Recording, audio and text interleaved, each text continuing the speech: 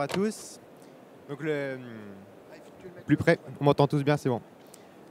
On en a un peu parlé en introduction, le marché de la construction fait face à deux enjeux majeurs avec les essences et les ressources. Le fait de mieux utiliser, de mieux valoriser des ressources locales, notamment le feuillu, le chêne par exemple, et aussi s'adapter au contexte actuel qui exige de plus en plus de choses, notamment dans un contexte normatif où un contexte normatif qui est historiquement peu favorable à l'usage du feuillu, par exemple. Donc, je suis Thibault Louvet, ingénieur en structure, bois et prescripteur. Et avec Batichène, on vous propose une solution innovante pour repousser un peu ses limites, adapter et mieux utiliser le contexte normatif pour proposer des solutions innovantes pour les projets de construction et de structure. On verra avec Batichène donc les performances, les caractéristiques du produit, sa fabrication, ses utilisations, et on verra rapidement deux exemples pour mieux appréhender, voir son potentiel.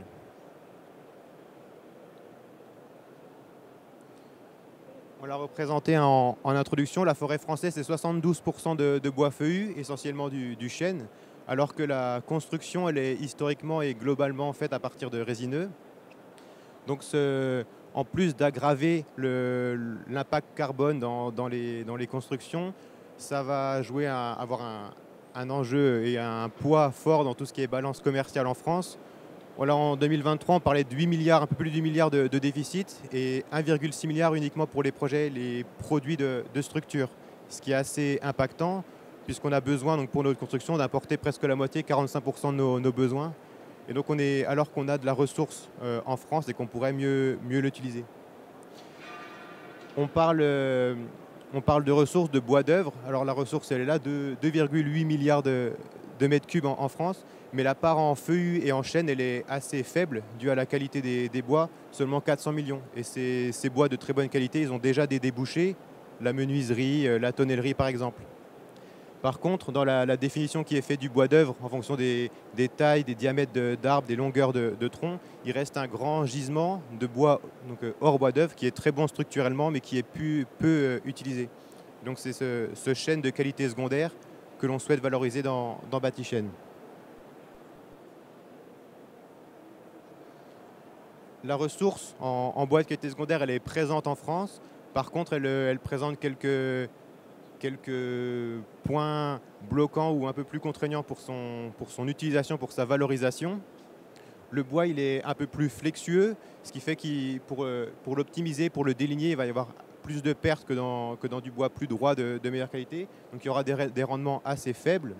De la même façon, le bois de qualité secondaire, il est un peu plus noueux que les autres. Donc on va devoir purger les défauts pour avoir de la matière qui soit performante, mais donc un coût de process qui sera aussi un peu plus élevé.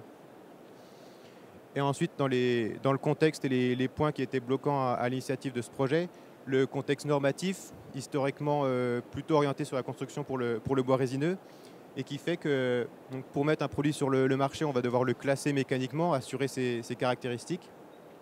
Et donc, une étude qu'on avait faite en 2017 montrait que sur un lot de bois, en le classant visuellement, on allait rejeter presque 70% des bois, alors qu'en le testant réellement, en voyant ses vraies caractéristiques, on voyait que presque donc 90%, 88% étaient classés et qu'on avait seulement 12% de rejet.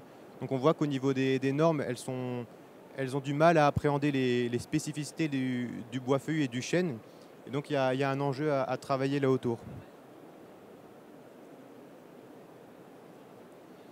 Donc c'est ce qu'on fait avec Batichène, prendre le problème à bras le corps pour l'améliorer, améliorer le contexte, faire avancer la filière. D'un point de vue technologique, déjà, donc avec nos partenaires, essayer de développer des machines qui puissent mieux appréhender les spécificités du chêne, donc mieux les repérer, les analyser, donc grâce à des scanners, grâce à l'intelligence artificielle, aller chercher les caractéristiques, pouvoir caractériser le bois, trouver où sont les meilleures caractéristiques pour avoir des meilleurs rendements. Là, on voit que les résultats, ils sont très bons et encourageants. Là où, par le passé, visuellement, sur ce lot, on avait 52% de rendement, avec des machines, des scanners, en utilisant les nouvelles technologies, on peut avoir 82% de rendement, là où le maximum théorique serait de 93%. Donc on voit qu'il y a du travail à faire au niveau technologique, et il y a aussi du travail à faire au niveau normatif pour mieux caractériser, pour qu'on puisse utiliser cette ressource. Donc ça aussi, c'est des travaux qu'on mène avec différents partenaires. Donc avec un exemple ici sur par exemple des classes de traction, donc tester des grands volumes de bois, le caractériser pour que les normes puissent prendre en compte ces spécificités et qu'on puisse utiliser cette ressource nationale dans les projets de construction. Donc là, c'était un petit aparté sur le contexte autour du projet de Batichène et de la ressource, ce qui permet de mieux appréhender l'inertie et l'historique du projet. Le Batichène, le fait de valoriser cette ressource, ça date de 2012, la première idée, et ensuite c'est 13 ans de recherche, de chantier test, de caractérisation, pour avoir aujourd'hui un produit sur le marché qui soit certifié donc par une enquête de techniques nouvelles avec le bureau de contrôle Alpe Contrôle et qui nous permet de prouver les caractéristiques et d'être parfaitement sûr dans la mise en œuvre de ce produit. Si on se consacre maintenant un peu plus aux produits, les panneaux de CLT que nous produisons ont des dimensions maximum de 6 mètres de long par 3,30 m de haut, ce qui fait déjà des jolies dimensions pour différents projets. Et l'essence actuellement est entièrement en chêne, en bois feuillu, et donc du chêne de qualité secondaire qu'on a présenté précédemment. Je ne sais pas si on voit bien pour parler un peu d'atouts, d'avantages de ce produit par rapport à ce qui peut exister auparavant. Ce qui est indéniable avec le chêne, ça va être le côté esthétique. Le but, c'est d'avoir un panneau qui soit visible dans la construction, que ce soit des parements de murs qui soient finis, visibles, ou des planchers avec déjà une sous-face ou un plancher fini en chêne, directement dès la mise en œuvre. On peut aussi parler de toutes les caractéristiques plutôt liées aux matériaux. Le bois, de façon générale, joue un très bon rôle dans tout ce qui va être qualité de l'air, la régulation de l'hygrométrie. Et donc le chêne, avec une forte densité, accentue encore plus cette inertie et ce bien-être.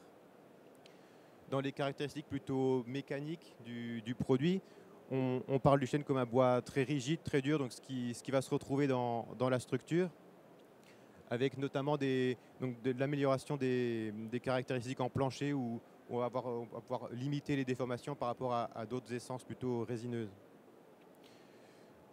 On en parlait en introduction sur la ressource, le fait de promouvoir des essences locales. Le but, donc aussi des avantages de ce produit, c'est de valoriser un contexte circulaire avec des approvisionnements locaux, donc 100% français, et même plus que ça, c'est à peu près 150 km autour de notre scierie, donc ce qui fait un rayon d'approvisionnement très, très faible et donc des impacts sur les projets qui sont très bons.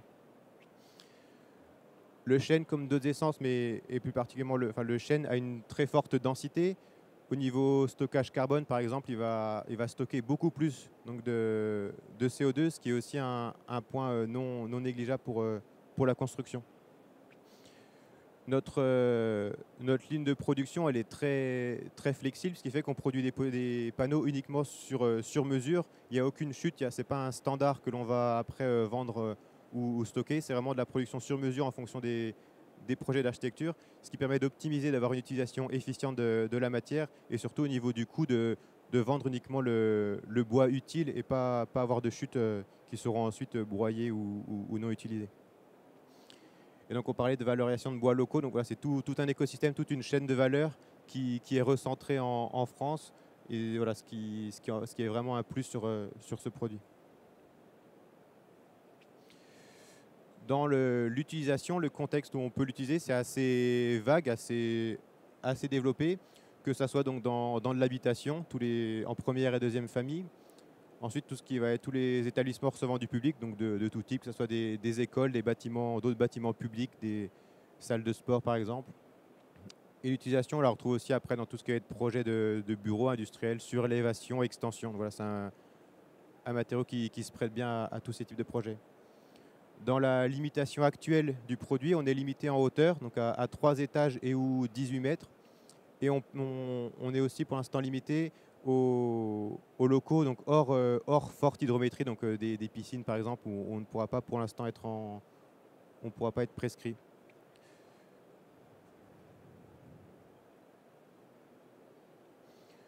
Pour montrer un peu l'intérêt et ce qu'on peut faire avec ce produit, deux exemples de chantier. une rénovation d'un lycée donc à Châlons avec l'architecte Olivier Le Gallet, où là le but, c'est dans un site qui restait occupé, il fallait pouvoir agir rapidement et transformer les salles de classe, les labos et les déambulations donc assez rapidement. C'est pour ça que le choix du CLT s'est fait, d'avoir une filière qui soit propre, un chantier propre, rapide, avec des performances élevées et un impact régional, local qui soit, enfin une vraie volonté de produire localement. Un autre exemple plutôt en logement individuel, par exemple, avec Ludovic Forest, où l'utilisation du panneau s'était faite en plancher et en mur, donc avec voilà, une texture et une approche différente de la matière, et ce qui plaisait beaucoup aux propriétaires.